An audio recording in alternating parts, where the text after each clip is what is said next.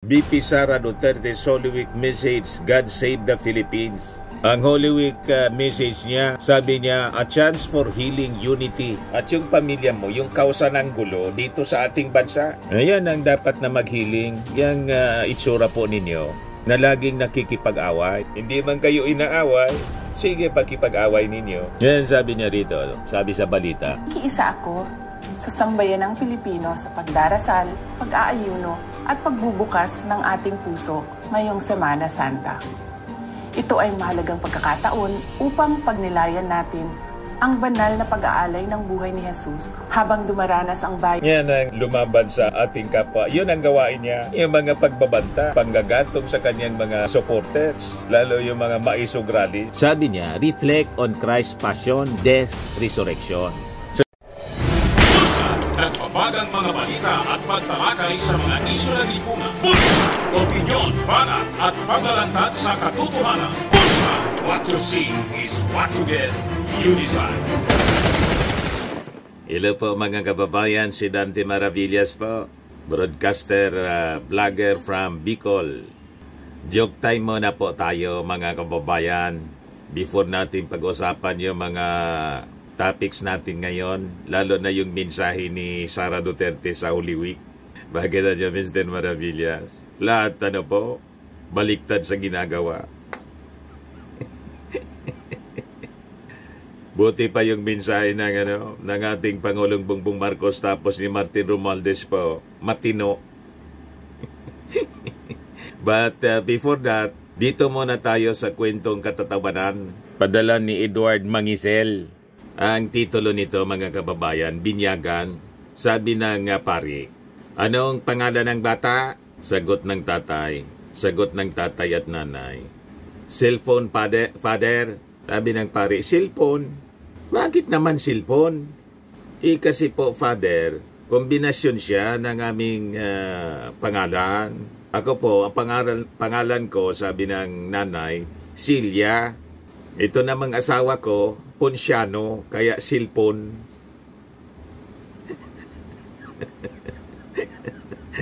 may punto naman po. Sabi ng pare, ganon. Sige. Kung gayon, hindi mo na matutuloy ngayon yung binyag. Sabi ng mag-asawa, bakit naman po, father? Wala tayong signal.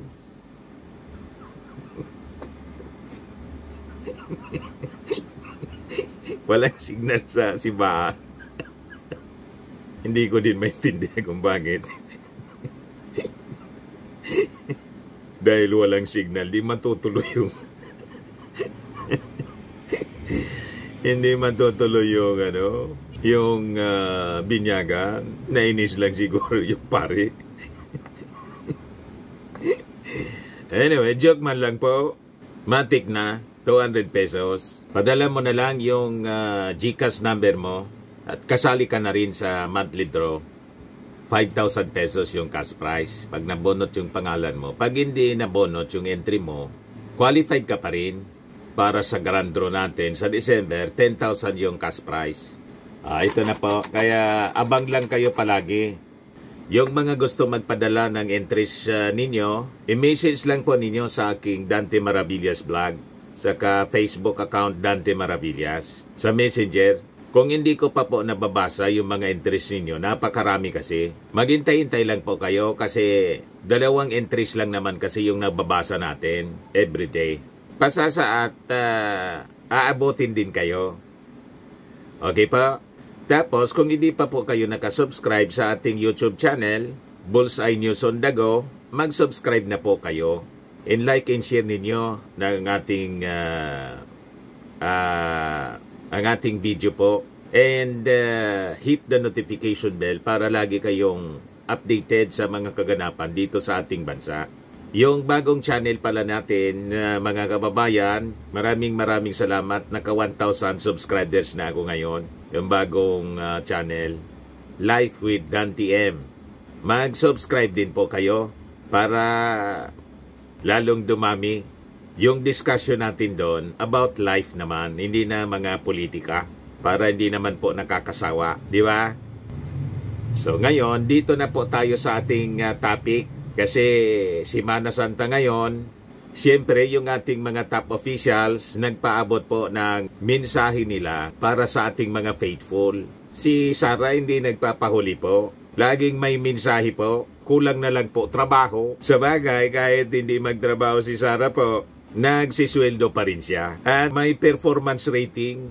Mataas yung performance rating, yun nga yung nakapagtataka. Walang trabaho ay performance. Talagang kaduda-duda po. O ngayon, lalo na nga magduda kayo sa kanyang mensahe mga kababayan na lahat baliktad sa ginagawa. Yung mensahe niya po sa Holy Week, BP Sara Duterte's Holy Week message, God Save the Philippines. Ang Holy Week message niya, sabi niya, a chance for healing unity. May healing ka pang nalalaman. Ang dapat po na mag-healing, isa ilalim ng healing process, yung utak po ninyo. Psychological healing. Psychiatrist ang kailangan po ninyo. Check up para umayos yung inyong pag-iisip. Rehab. Kasi tingnan ninyo, malabo na maniwala yung ating mga kababayan sa inyong mga mensahe. Kasi contrast doon sa inyo pong mga pinagagawa. You're asking, you're praying for healing in unity. Pero kayo yung hindi nakikipag-isa. Kayo yung cause ng division. Kayo yung kausa at yung pamilya mo, yung kausa ng gulo dito sa ating bansa. Ayan ang dapat na mag-healing. Yang itsura po ninyo na laging nakikipag-away. Hindi man kayo inaaway, sige, pakipag-away ninyo. Yan sabi niya rito, sabi sa balita, Vice President Sara Duterte on Holy Monday called on the public to have faith and emulate Jesus Christ in order to overcome darkness amid what she says to be a time of heavy trials in growing division. Tularan daw yung ating Panginoon para yung ma-overcome yung darkness. Yung darkness po, sabi ng Pangulong Bongbong Marcos, yung team kadiliman, nandyan po sa inyo. Team Dilim, ang team ng ating Pangulo, team Liwanag, team Bagong Pilipinas. Yan sabi ninyong darkness, nandyan sa inyo yung kadiliman. Madilim na pag-iisip, laging galit. Tingnan ninyo yung mga kasama ninyo, pati yung mga vloggers, laging galit, laging nagmumura. So, itong mga mensahe ninyo, para ito sa inyo, hindi para sa ating mga mamamayang Filipino. Or para sa kung pinapatamaan ninyo yung administrasyon ng ating Pangulong Bongbong Marcos, malabo. Yan sabi niya rito. As our nation goes through immense trials in growing division, Lent is a call to a season of healing, repentance, and remembering the values we Filipinos hold dear, compassion, faith, and unity. Yung repentance lalo na. Dapat sa inyo po yon. At sa tatay ninyo, mag-repent na kayo kasi patong-patong na kaso yung kinakarap ninyo po dahil sa pagbabanta sa ating Pangulong Bongbong, kay Lisa Marcos at kay Martin Romualdez. Yan ang dapat gawin ninyo. Itong mga sinasabi ninyo, mas bagay na kayo ang gumawa. Hindi yung pinagsasabihan ninyo, yung ibang tao. Pagkatapos, yung sarili ninyo, hindi ninyo nakikita. Yan ang mali sa inyo. Unahin ang sarili. Before ninyong sabihin sa iba, sarili mo na. Yan ang sabi niya, let us have faith, let us unite, we will overcome the darkness. God save the Philippines. God save the Philippines kanino? Mas akma kung God save the Philippines sa inyo at sa tatay ninyo. At buti na lang, inayaan ng ating Panginoon na ma-deliver yung tatay ninyo doon sa dahi para panagutan yung AJ case dito sa ating bansa at makamit ang hustisya ng mga biktima ng AJ case. Yan ang malinaw po dito. Yung ating Bible, mga kababayan, may exact description sa mga pinagagawa ni Sara Duterte. Nasulat siya, mga kababayan, sa Matthew 15, 8-9.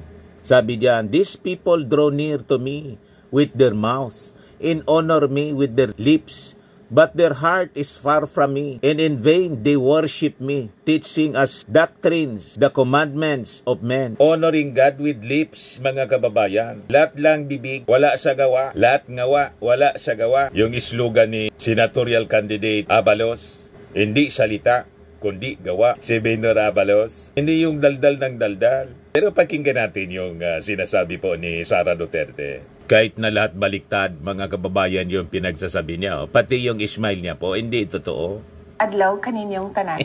Magandang araw sa inyong lahat. Pati yung mga pag-flash niya ng kanyang smile, hindi totoo. Alam natin kasi alam nating masama ang kanyang loob. Lahat maskara ang pinapakita. Pa-smile-smile pero pumuputok ang butsi niyan sa tindi ng mga pangyayaring tumama sa kanya dahil sa kanyang mga ginawa. patong-patong na kaso. Ano, para hindi malata. Ikiisa ako sa sambayanang Pilipino sa pagdarasal, pag-aayuno at pagbubukas ng ating puso ngayong Semana Santa. Ito ay mahalagang pagkakataon upang pagnilayan natin ang banal na pag-aalay ng buhay ni Jesus upang iligtas tayo sa ating mga kasalanan. Magsilbi ng ilaw sa atin ang sakripisyo ni Jesus at patatagin natin ang ating pananampalataya sa mga panahong tayo ay nagiging mahina, nawawalan ng pag-asa o punong-puno ng pasanin, galit at mga hangaring lumaban sa ating kapwa. Habang dumaranas ang bayan, Yan ang lumaban sa ating kapwa. Yun ang gawain niya. Yung mga pagbabanta, panggagatong sa kanyang mga supporters, lalo yung mga maisugrali. Yan ang gawin mo. Magsisi ka. Before mong sabihin sa ibang tao, sabihin mo yan habang nasa harap ka ng salamin. Yan ang tama na dapat gawin mo. Kasi walang maniniwala sa'yo na daldal ka ng daldal na ganyang mensahe, hindi mo magawa sa sarili. ng matinding pagsubok at lalong lumalalim ang pagkawatak-watak, ang Kwaresma ay paanyaya Yung pagkawatak-watak ay ang author po, kayo mismo, buo mong pamilya. Kasi ang gusto ninyo, patalsikin yung ating Pangulong Bongbong Marcos at inappoint mo na yung sarili mo as designated survivor. Hindi na kayo makapaghintay sa 2028. Yan ang malinaw na adikain ng mga maisugralis, hindi man nagtagumpay po. Wala na. Tahimik na mga kababayan sila. Hindi man kinagat na mga tao. Hindi na nasundan mga kababayan yung mga rally. After na ma-deliver si Digong sa dahig, yung mga OFWs na nakulong dahil sa pag-rally doon sa Qatar, tinulungan pa ng ating Pangulong Bongbong. Yan ang leader at may totoong nagpapatawan. Hindi niya pinersonal. Kaya malabo ng mensahe mo para sa ating Pangulo at sa mga mamamayang Pilipino. Mas akma ang mensahe mo para sa iyo at sa pamilya mo to. Kayo yung pasimulo sa mga pagkakawatak-watak ng ating mga mamamayang Pilipino. Yan ang malinaw, Sara Duterte. Huwag kami mga mensahe mong binabasa. para sa panahon ng paghilom, pagbabalik loob at pagbabalik tanaw sa mga pinahalagahan nating mga Pilipino, malasakit, pananampalataya at pagkakaisa. Tularan sana natin ang pagmamahal ni Jesus sa atin. Ituro ito, palaganapin ito, at gamitin ito sa ating pagsusulong at pagpapalakas ng mga komunidad na nananampalataya, nagsisilbi sa kapwa at sa bayan. Manalig tayo, magkaisa tayo, malalampasan natin ang dilim. God save the Philippines. Ang lahat ng ginagawa natin ay para sa Diyos, sa bayan, at sa bawat pamilyang Pilipino. Syukran. Kita ninyo? Lahat baliktad. Kaya tama yung description ng Bible sa kanya. Ino-honor yung Diyos sa kanyang bibig lang. Lahat lang salita, wala sa gawa. Wala sa aksyon. Lahat baliktad yung ginagawa sa mga sinasabi. Unity, pero sila ang author ng disunity. Healing, pero sila yung nananakit. God save the Philippines, pero sila ang dapat na iwasan para maligtas ang Pilipinas sa mga leader na tulad nila.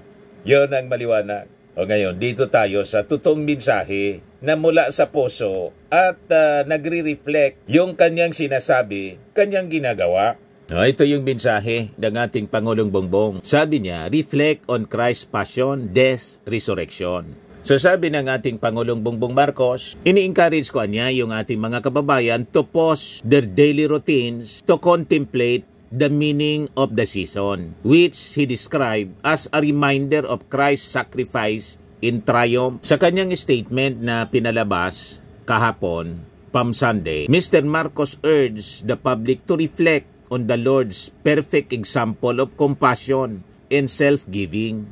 Ayan ang leader, mga kababayan, na yung kanyang mensahe, kanyang ginagawa, the President has that compassion and self-giving. Bakit? Tingnan ninyo, yung mga ginatungan ni Harry Roque na mag-rally in support ni Digong na nakulong sa dahig, anong ginawa ng ating Pangulong Bongbong Marcos? Kinausap yung ambasador ng Qatar para hindi na kasuhan, nakalibre mga kababayan. O ngayon, may narinig tayo na pagpapasalamat man lang galing sa mga Filipino OFWs, di ba wala? Ganon sila mga kababayan. Pero hindi yon. Obligasyon ng ating gobyerno ginawa. nangyari. Kasi makikita ninyo ang pagiging compassionate leader ng ating Pangulo. Kaya lang sinagad, yung kabaitan po, sinagad ng mga Duterte. Binitawan niya yung Sword of Damocles, kulong si Digong. Kasi kailangan, mga kababayan, yung tinatawag na accountability and the rule of law. As a leader, dapat ganon. Tapos galit sila. Nagkataon lang mga kababayan na yung warrant of arrest, sabi nga natin sa mga previous video natin, lumabas sa panahon ni PBBM. Pero hindi man po si PBBM ang nag-file ng kaso. Ang nag-file ng kaso, mga private complainants, 2017 pa. Wala pa sa posisyon yung ating Pangulo. Tapos tinuturo nila yung ating Pangulo.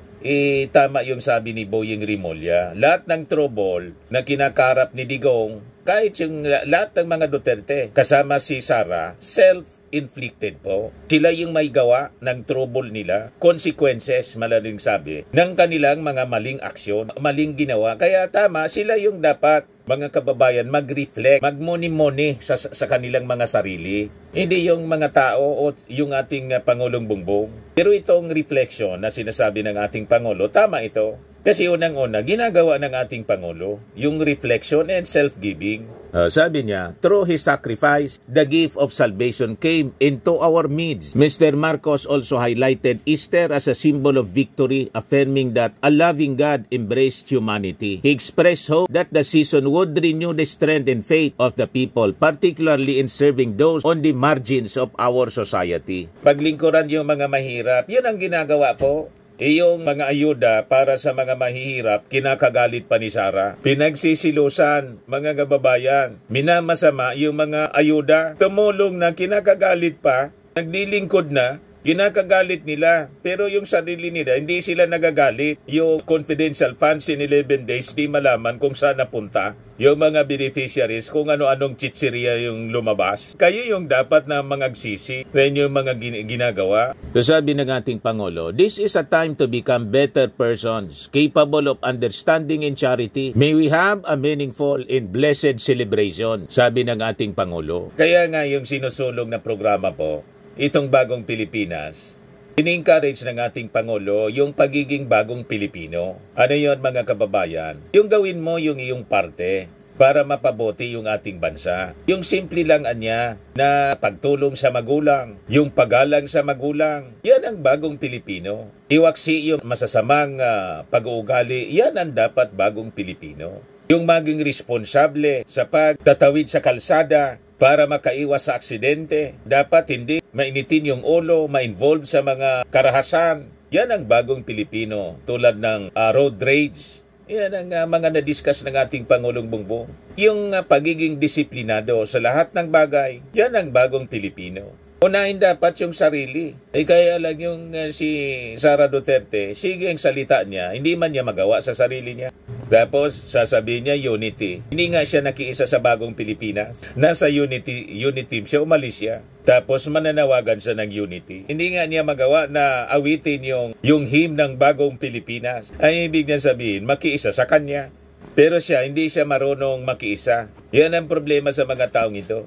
O ngayon, si Senate President Chis Escudero, ganon din yung mensahe. Echoed similar sentiments describing Easter as a time of renewal and hope inspired by the resurrection of our Lord Jesus Christ.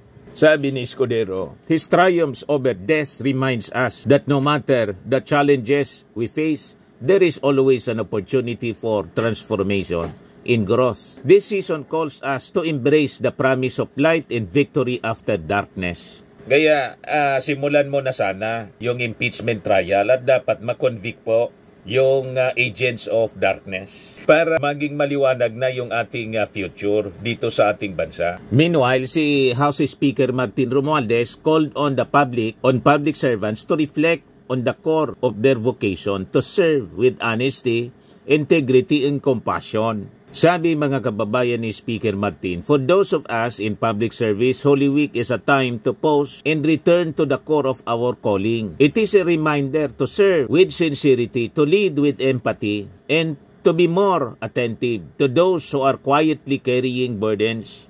He invited Filipinos to see their own struggles mirrored in Christ's suffering and resurrection. In Christ's story, we see our own.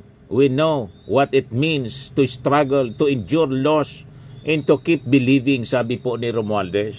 Bagay si Martin Romualdez na maging successor ng ating Pangulo kasi mahinahon siya. Kahit iniinsulto siya, pinagbantaan, tulad ng ating Pangulo, tinawag pang tambaluslos, wala kang marinig, mga kababayan, na masasakit na salita mula sa bibig ni Martin Romualdez. Kaya bagay siyang magsalita ng ganitong mensahe. Pero si Sara, sabi rito sa amin, marasa pa. Marasa pa baya, nagawa mo, nagkalakas ng loob ka na sambiti ng ganong mga pananalita na hindi mo man magawa sa iyong sarili. Makakapalang ang muka, mga kababayan, ang pwedeng gumawa ng ganyan, na magsasalita ka ng mga bagay, magpapaabot ka ng mensahe sa publiko, pero sa sarili mo, hindi mo magawa. Imbes baliktad yung mga ginagawa mo kaysa sa mga sinasabi mo. Sa bagay, sanay sila sa ganyang, kilala sila sa ganyang mga bagay. Laging baliktad yung sinasabi sa ginagawa. Tama ba? Po, Firmax Firming and Lifting Cream, pinapahid po sa mga pulses in affected area. Mainam po sa paninigas ng mga kaso-kasuan. Ito naman po, Automax Radiant Serum. Sa mukha naman yung application, anti-aging po siya. You will look 10 years younger than your age. Sa mga cancer patients naman po, baka lang gusto ninyo itong itry. Ning siya red mixed fruit drink. Hindi mo po siya gamot, food supplement siya. Kaya lang, gawa siya mga kababayan sa goji berry. Yung goji berry, may anti-cancer properties. O ngayon, yung mga inquiries ninyo, dumiritso na lang kayo sa aming messenger sa Facebook para masagot namin agad. Ayos pa? Ayos na ayos niya, Mr. Maravilla. At sa mga naghanap po ng malinis and spacious fitness gym, pumunta lang po kayo sa aming Colossal Fitness Gym. May Grab ka rental din po kami. Ito naman po yung bago naming product na binibenta online. Eye Glow Serum, whitening po siya. Tingnan ninyo yung epekto sa aking anak na architect before and now. Yung mga inquiries po ninyo, dumiretso na lang kayo sa kanyang Facebook account, Riz Maravillas.